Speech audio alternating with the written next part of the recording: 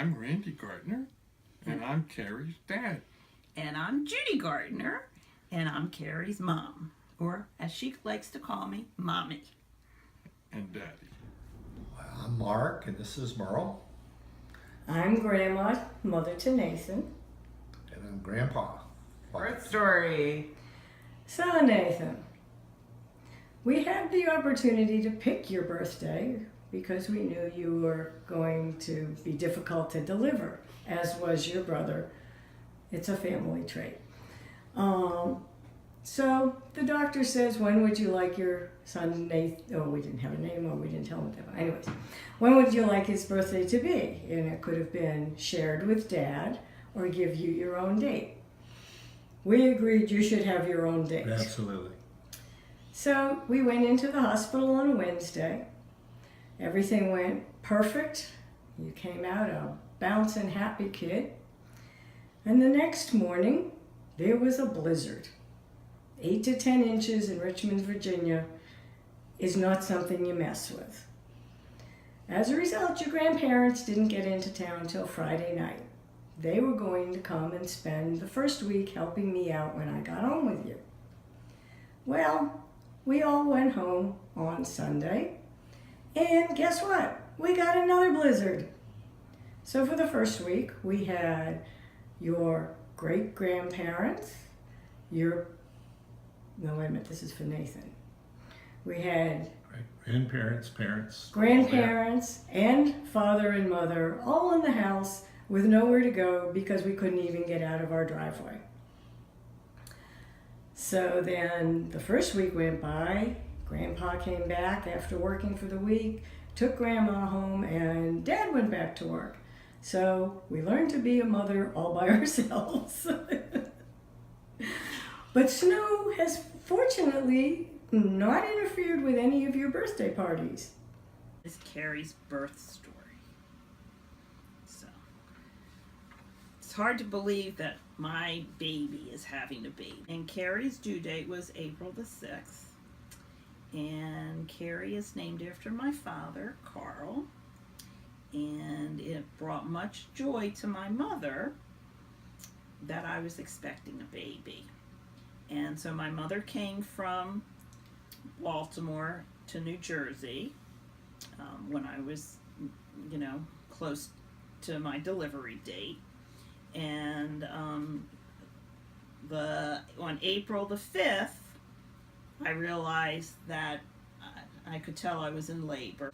And I was having labor pains that came pretty quick. As soon as they started, they were like 5 minutes apart. And so, and they started like around, 8 o'clock at night. But as soon as they started, it was like very regular. And so when we went to bed, I said to my mother, I said, Ma, if I go into labor tonight, do you want to stay here or do you want to go to the hospital? And my mother said, nobody ever goes on their due date. So I think we called the midwife and said that I, thought I was in labor. Mm-hmm. And I think she suggested that I get in the bathtub. Did she suggest that, or we just did that on our own? I think we just did that on our own. Might have just done it on our own because they had talked about that in the class. So I could have a bathtub, and it's really coming pretty strong. And so I guess we probably called the midwife back, and I said, we're going to the hospital. It wasn't a question of, should we go to the hospital? It's, we're going to the hospital. So, of course, then I knock on the door to my mother, and I said, Ma, we need to go to the hospital. So she comes in the car, and we got to the hospital around 1:30, but we left the house, somewhere after 1. And I remember feeling every bump in the road. I could just, every time we hit a bump, I could feel like a more of a contraction. And we got to the hospital, it was 1:30 in the morning, and they examined me, and I was 2 centimeters dilated, and I thought, I was like shocked. I'm like, I'm going to be here all evening. And actually, it turned out that the doctor happened to be there for another delivery, and they had called the midwife. You know, once they examined me, my water broke, and I just moved along. You know, I think the next time they examined me an hour later, I was, I don't know, 4 or 6 centimeters, and Carrie was delivered in 4 hours. It was 5:30 in the morning, or 5:25, I think, was the exact time that she was born. And the nurse handed the baby to Mommy and said, "Tell us what you had." Tell everybody what you have. And of course, I said, a boy. And she says, guess again. And the midwife hands me the scissors and says, "Would you like to cut the cord?" And I very proudly cut the cord, and you know, all the nervousness and anxiety and everything went yes, away. we missed that part of the story. And we went to this class when I was just about three or 4 months pregnant. And at the end of the informational session about midwifery, they said, does anybody want to go on a tour of labor and delivery? So we said, sure. So we get into the labor room, and Daddy suddenly turns all white and says, I have to sit down. So the fact that he was able to cut the cord and be in the room was amazing. And did a very nice job as a daddy. What got you through the first year?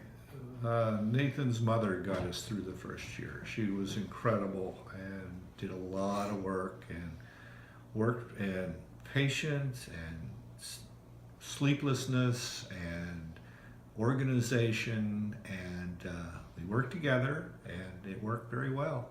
It was hard. There was a sleep deprivation thing. There was a, what do we do? Well, we had Mitchell, so we had some template to follow. But each child, and clearly they're very different people, and we love and acknowledge and love the fact that they are very different people, and they get along just great. So complementary styles do match, and Nathan's very active. You put him down and he roll over and off he go, and even at a very young age. So soccer is good, Felicity, if you're interested. Dance is good, cheerleading. Think about activities that might be fun for you, because you'll have lots of energy. That's my guess. Nathan was a challenge. Mitchell was quiet. You could leave him alone. Nathan, you don't leave alone. His mother, me, went back to work after 6 weeks. He was nursed for almost 6 months. Every hour and a half, all night long.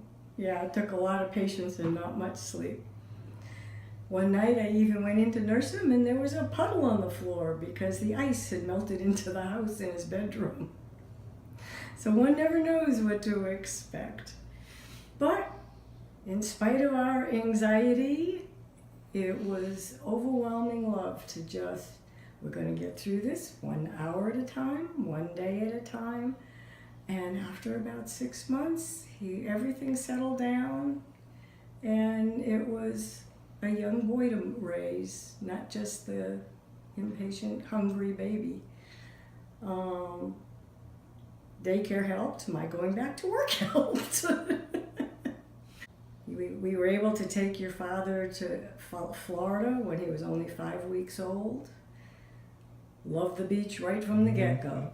He's a beach guy. Definitely the sound of waves, calm you down, deep breathing again. It was a very good first year.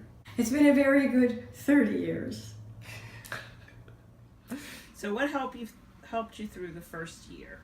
2 doors down, where we were living in New Jersey, she was a maternity nurse, maternal child nurse, and she also had a baby 2 weeks before I did.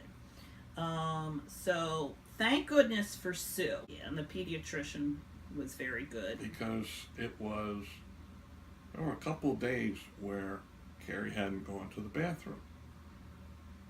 This was right And- after she came home from the hospital. Right, and we took her to the doctor, and he says, bring her in, and we'll examine her and see why she's not.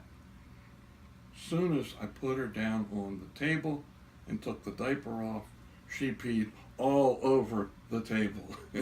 And what also helped us the first year is that Carrie was,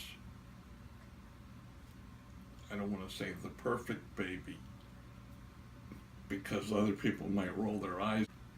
I mean, She was easy she was an easy baby. and had regular routines, and at about 3 months she found her thumb, so she knew how to self-soothe. So that made things easy. And I think it was really helpful that they were in the Montessori program, because not only did they take care of the babies, but they took care of the parents. And I think most people give advice very freely, to new mothers, but not all of that advice is good.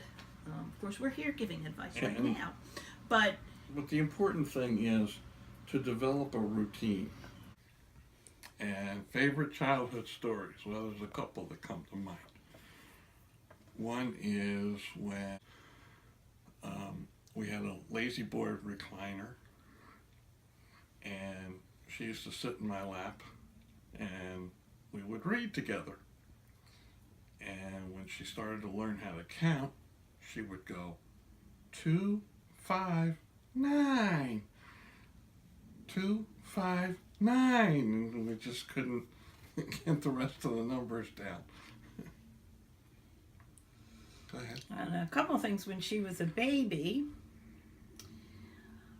her first sounds were ma ma ma ma ma ma ma, and Daddy was very disappointed that it was ma ma ma ma ma and not da da da da da.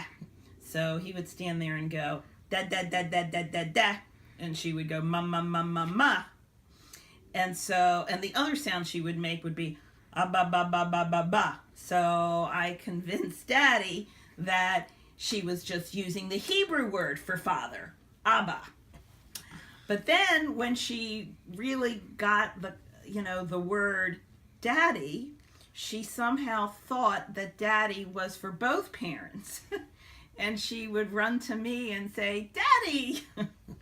And so then Daddy would run to me and go, Mommy! To try to get the concept that I was Mommy and he was Dad. When I was pregnant with her sister, with Amy, she would put her hand on my belly, and because I would say, oh, the baby's moving, and she would put her hand on my belly and go, baby moving, and we would ask her, what do you want? Do you want a brother or a sister? And she would say, I want to have a big sister, or I'm going to have a big sister. And then there was also the time when we went to Boston, and she was maybe 3 or 4 months old, and it was August, and it was hot.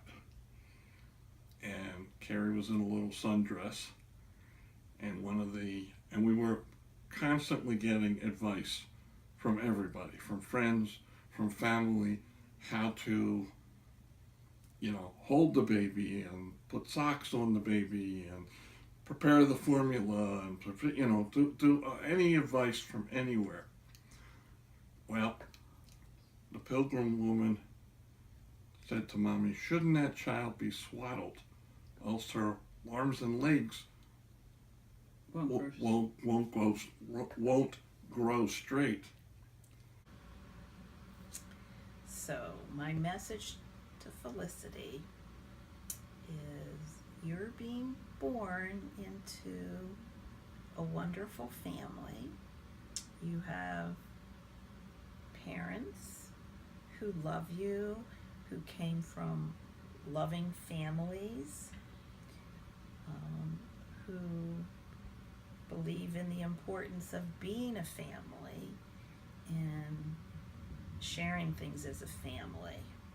And you may not appreciate that now, because sometimes we find families to be maybe a pain, but as you get older, you start to appreciate the importance of that and kind of sticking together as a family through good times and bad times, and enjoying holidays together, and being a part of a bigger picture and being a part of a Jewish family and celebrating holidays together and carrying on traditions that have been followed for thousands and thousands of years.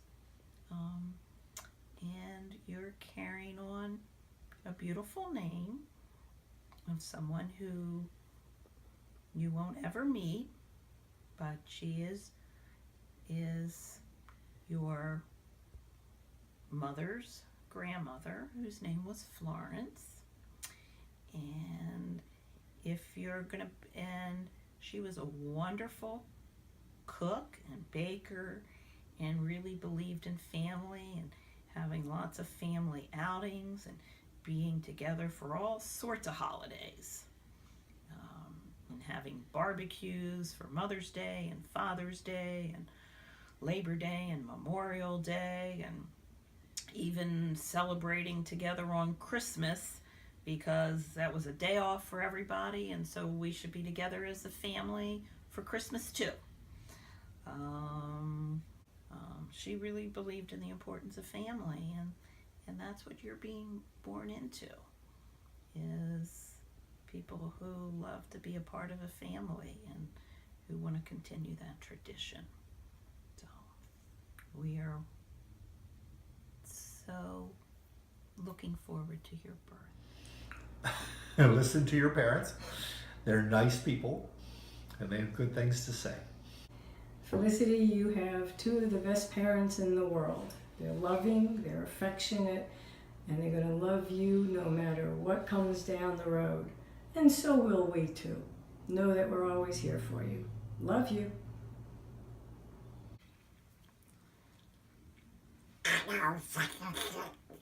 Hi, Felicity. My name's Randy, and I'm your mom's father.